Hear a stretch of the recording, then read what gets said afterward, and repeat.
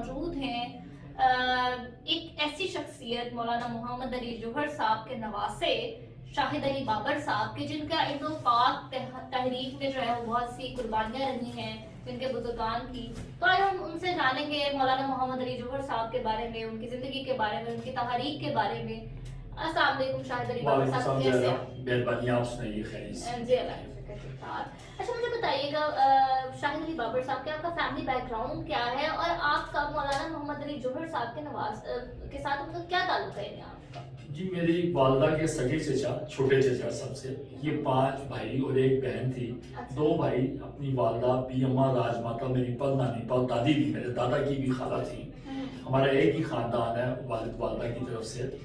انہوں نے یہ ہندوستان میں جو جنگ آزادی ہوئی 1857 کی، اس میں بی اما کا سارا خاندان یعنی میرے جو داد کے تھے وہ ان کا تعلق بہادر شاہ ظفر کے دربار سے تھا.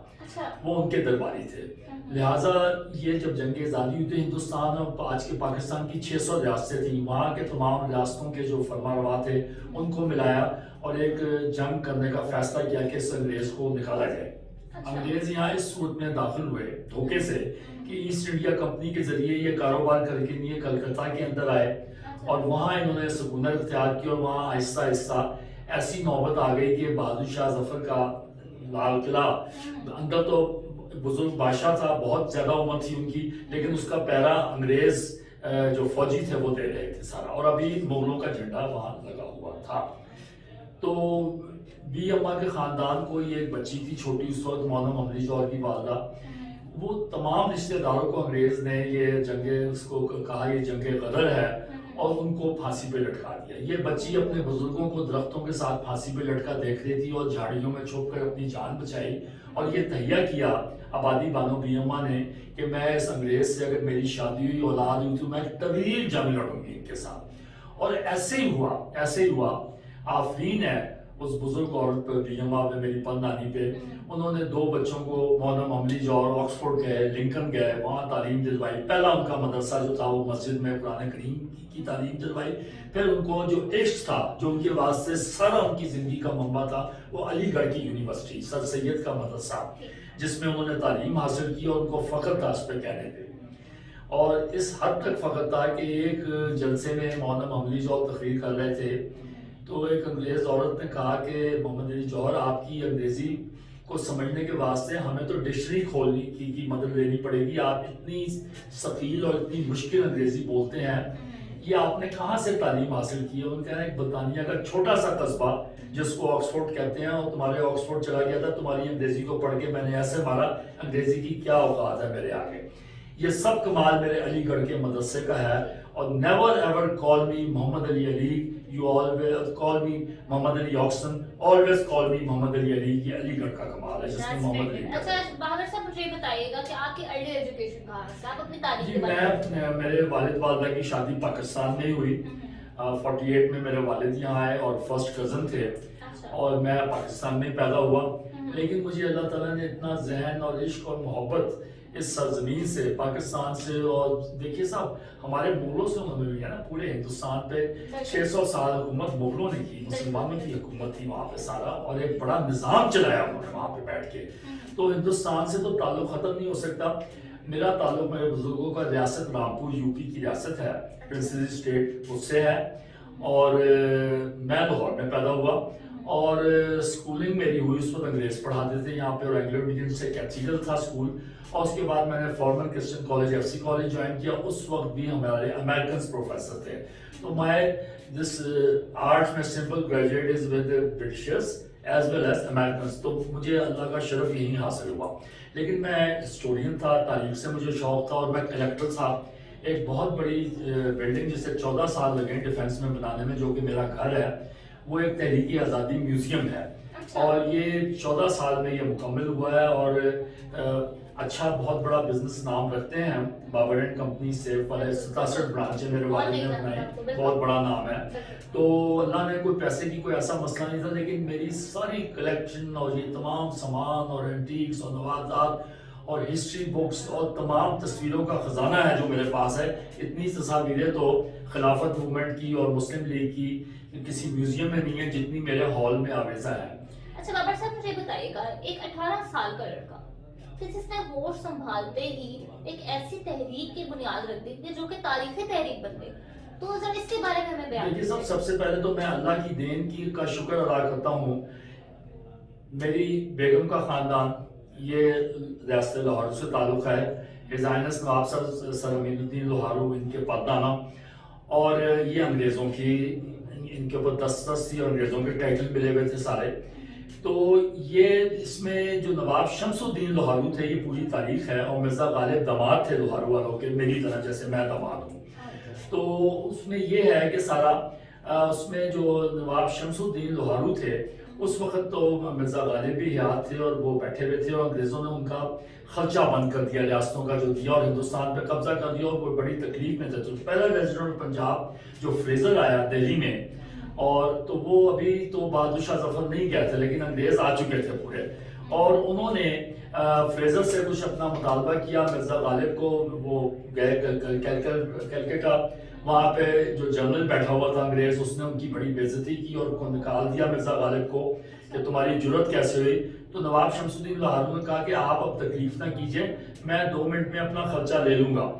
और एक चंद रोज के बाद तमाम बाजार बंद हो गया और हंगामा दिल्ली में खड़ा हो गया, घर लोगों ने भागना शुरू किया, और उन्होंने कहा कि पहला रेजिडेंट पंजाब नवाब साहब शमसुद्दीन लोहारू, उन्होंने उसकी जब खर्चा मांगा उसने बदतमीजी की, उन्होंने तलवार से इस पर ड्रामा भी बनाया, मिर्ज़ा गालिब उसमें दिखाया गया, उनकी गर्दन उड़ा दी और उनको कत्ल कर दिया उसी बात।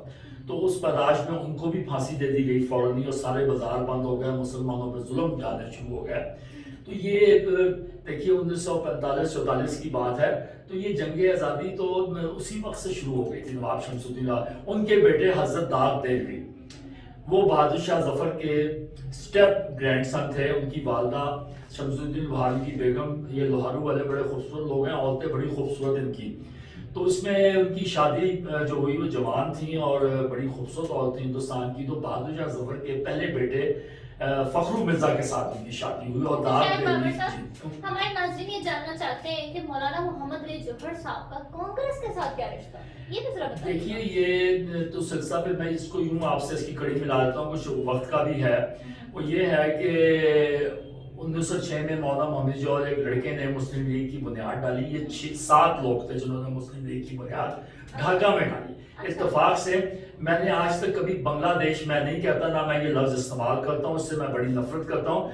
मैं मशरकी पाकिस्तान ही कहता हूँ, और आपको भी मैं ये दरख्वास्त करता हूँ कि हमने बांग्लादेश नहीं कहना, वो मशरकी पाकिस्तान। मुस्लिम लीग की बुनियाद 1906 में मौलाना मोहम्मद अली जौहर फाउंडर मेंबर, नवाब सलीमुल्लाह खान, नवाब मोहसिन मुल्क, नवाब विकारुल, देखिए सब बंगाली, और हुसैन शहीद सोहरावर्दी, और एक शख्स हकीम अजमल खान साहब जो कि रईस आज़म हिंदुस्तान थे और आज का पाकिस्तान। उन्होंने कहा कि जितना मोहम्मद अली जौहर तुम्हें पैसा चाहिए मैं आपको पैसा दूंगा, तो मुस्लिम लीग बनाओ। उन्होंने मुस्लिम लीग की बुनियाद 1906 में डाली। मौलाना साहब की रहलत के बाद कायदे आज़म ने एक मुस्लिम लीग का जो है ख़वातीन के लिए जी ख़वातीन का विंग बनाया आगे, और अमजदी नानी बेगम मौलाना मोहम्मद अली जौहर को, जो कि बुरखा लेती थी, उस जमाने में बुरखे का रिवाज था, उनको जाके कहा कि बेगम साहबा हम एक लाहौर में करारदाद पेश कर रहे हैं, आपने लाहौर आना है 1940 में। उनका mister Jinnah you know better कि मैं अपने खामिन के इंतकाल के बाद दिल्ली से बाहर जाती हूँ। उनका बेगम साहबा मुसलमानों का सवाल है, तो कहने की no Jinnah you listen carefully, मैं आऊंगी अगर मुसलमानों का सवाल है, अगर मुझे पहाड़ की चोटी पर भी जाना पड़ा तो मुसलमानों की जाऊंगी। बेगम साहबा आपको बहुत बड़ा एजाज हासिल है, आप उत्तर प्रदेश यूपी की नुमाइंदगी कर रही हैं, 52 सूबे हिंदुस्तान के सबसे बड़े सूबे की आप नुमाइंदगी, पहली तकरीर मिंटो पार्क लाहौर में आप की है। उनका जनाब यह आपकी ने बहुत बड़ा एजाज है। जब वो 1940 में तशरीफ लाती हैं, जो तस्वीरें में आवेजा हैं और म्यूजियम में आवेजा हैं, वो बड़ा ग्रुप कायदे आज़म के साथ खड़ी हैं, 2 नकाबे और बुरखा पहना हुआ, उनका गरारा और सलमे सितारे की जूती नजर आ रही है। स्टेज पर तशरीफ लाती हैं। जंग अखबार लिखता है कि बेगम साहबा से बहुत बड़ी गलती हो गई, वो बार बार तकरीर में करारदाद पाकिस्तान कहती थी, ये करारदाद तकसीम हिंद थी, there was no such word of Pakistan in those days. तो ये तकसीम, और कायदे आज़म मुस्कुराते थे और क्लैप करते थे। तो अखबार लिखता है कि 1940 में बेगम मोहम्मद अली जौहर की नेकों की जुबान से निकला हुआ लफ्ज पाकिस्तान तो 1940 में कायम हो गया था। ये बेगम मौलाना मोहम्मद अली जौहर की बरकत और उस नेक औरत की जुबान का कमाल है। पूरे हिंदुस्तान की असेंबलीज में हंगामे हो गए कि ये जिन्ना झूठ बोलते हैं और बेगम मोहम्मद अली जौहर सच्ची औरत है, उन्होंने ये बता दिया, ये मुल्क को तोड़ रहे हैं मिस्टर जिन्ना जो हैं।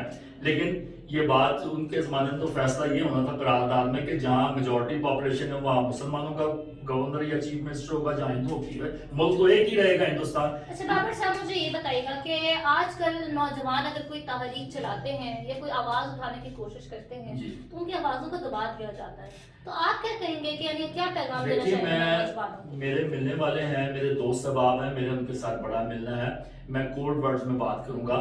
वो लोग जिन्होंने सर के टाइटल लिए और घोड़ा पाल्स की जो स्कीम थी कि घोड़ा अंग्रेज कहता था मुसलमानों की गर्दनें कटवाओ, हम घोड़ा छोड़ते हैं, जहां रुक जाए सारी जमीनें तुम्हें देते हैं, उन चंद मुसलमान खानदान जो थे अंग्रेज का मूंछ का बाल थे, अच्छा, वो कायदे आजम के बड़े खिलाफ थे पाकिस्तान के। लेकिन कायदे आजम ने उनको मिलाया और कहा कि मैं आपको हर किस्म की मुरादें दूंगा, आप मेरा साथ दें। इसलिए कि जो मुसलमान कायदे आजम के साथ शामिल थे उनकी ये हालत थी मेजॉरिटी की कि जो कहते थे लेके रहेगा पाकिस्तान, बन के रहेगा पाकिस्तान। पाकिस्तान का मतलब क्या?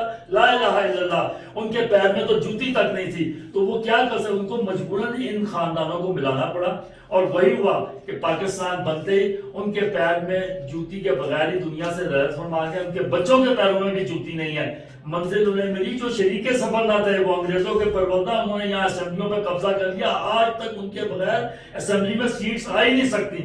वो जो जिनके पैर जूती नहीं थी, जिन्होंने अपनी बेटियों की इज्जतें पामाल कराई, अपनी गर्दनें कटवाई, ट्रेन का आखिरी जो कट के आई है उसमें यानी वो मेरी बेगम की खाला बल्कि वालदा थी बेगम महमूद कसूरी, वो लाहौर में थी। कहती हैं हम खाना लेके और मेरे साथ बेगम मसूद सादिक, हम ट्रेन जब आखिरी आई हम खाना लेके गए, मेरा सैंडल टखनों तक खून की चादर थी जिसमें धंस गया और सब पूरी ट्रेन लाशें काट के भेजी है। और इनको कम वक्तों को क्या पता है कि कितनी बड़ी कुर्बानी इस पाकिस्तान को लेने के वास्ते दी गई है।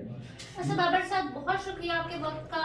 हमें बहुत कुछ सीखने को मिला और ख़ास तौर पे मौलाना मोहम्मद अली जौहर साहब की जो कुर्बानियाँ, जो उनकी तहरीक के हवाले से जो उनकी नुमाया किरदार रहा है, उसके बारे में हमें जानने का बहुत मौका मिला। और हमारे नौजवान भी इससे यकीनन मुस्तफीद होंगे और तारीख के बारे में जो है वो उसको हमेशा याद रखेंगे। इंशाल्लाह स्कूलों में पढ़ाई जा रही है बच्चों को, हिस्ट्री सारी बताया जा रहा है। ये पिछली हुकूमत ने ये काम बहुत अच्छा किया कि ये मैंने और ब्रिगेडियर बिलाल अहमद खान ने इसको हमने इंटरव्यू उनसे मेहनत की और मिनिस्टर से कहा एजुकेशन के, और ये दोबारा फिर तमाम निसाब में आ चुका है। बहुत शुक्रिया बाबा साहब, बहुत शुक्रिया जी आप। आपका न्यूज़ के साथ मैं हूँ सैदा ज़ारा बुखारी। आप सबसे इजाजत चाहती हूँ। प्लीज हमारे पेज को लाइक और सब्सक्राइब जरूर कीजिएगा। इस तरह के मजीद इंटरव्यूज के साथ फिर हाजिर होंगे। अल्लाह हाफिज़।